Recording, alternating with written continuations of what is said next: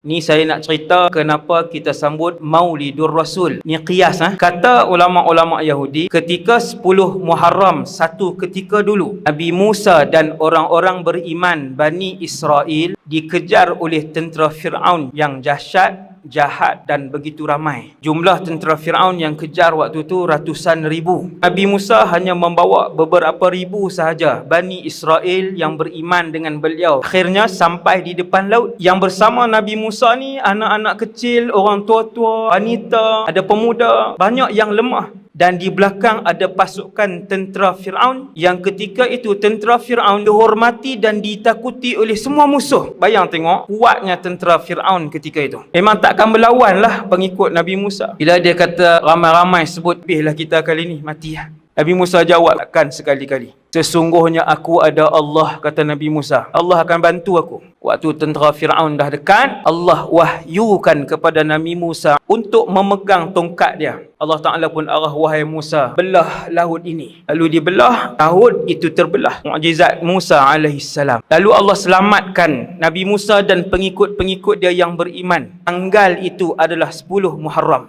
Maka tiap-tiap kali datang 10 Muharram, orang Yahudi tiap-tiap tahun, beribu tahun mereka merayakan 10 Muharram itu. Bila Nabi tanya, "Kenapa puasa 10 Muharram ni?" Sebab Allah selamatkan Musa alaihissalam. Maka tiap-tiap kali 12 Rabiul Awal, kenapa buat maulid? Kita kata kerana Allah menghantarkan kepada kami Muhammad alaihissalam. Itu dalil ulama kita Ahlus Sunnah wal Jamaah. Ulama kita lah. Lain daripada tu jangan pegang tuan-tuan. Yang ni pendapat kebanyakan ulama kita. Hak lain, hak tu menyeleweng. Hak tu yang terpesong. Yang tuduh kita bid'ah, yang tuduh kita salah. Bahkan sebahagian ulama yang bukan ahlu sunnah, dia sebut syirik dan kafir.